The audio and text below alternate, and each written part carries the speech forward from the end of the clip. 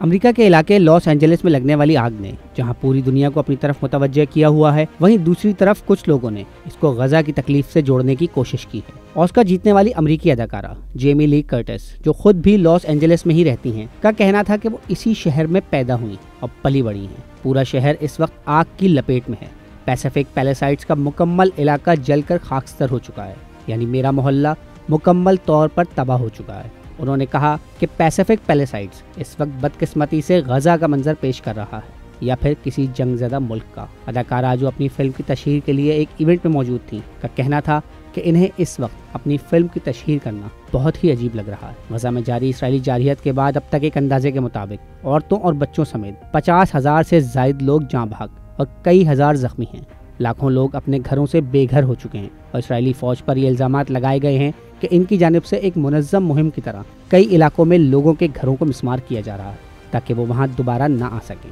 اور اگر آئیں بھی تو ان کے پاس سوائے ملبے کے کچھ نہ ہو۔ مگر جیمی لی کرٹس کے اس بیان کے بعد سوشل میڈیا صارفین نے انہیں آڑے ہاتھوں لیا اور لوگوں کا کہنا تھا کہ بے شک یہ دونوں ہی افسوسناک واقعات ہیں، مگر ان دونوں کے درمیان موازنہ نہیں کیا جانا چاہیے، جبکہ کچھ لوگوں کا ماننا ہے کہ جیمی لی کرٹس کی جانب سے اس موازنے کا مقصد لوگوں کی توجہ غزہ کی تباہ کاریوں کی طرف کرانا تھا اور ساتھ ہی ساتھ لاس اینجلس کی صورتحال کی سنگینی سے بھی آگاہ کرنا تھا۔ خیر جو بھی تھا، اس بیان کے بعد جیمی لی کرٹس کی جانب سے ایک وضاحتی بیان جاری کیا گیا جس میں ان کا کہنا تھا کہ انہوں نے اپنی پچھلی پوسٹ ہٹا دی ہے، مگر یہ آگ کا سامنا کرنے والے تمام معصوم لوگوں کے لیے ایک خوفناک صورتحال ہے۔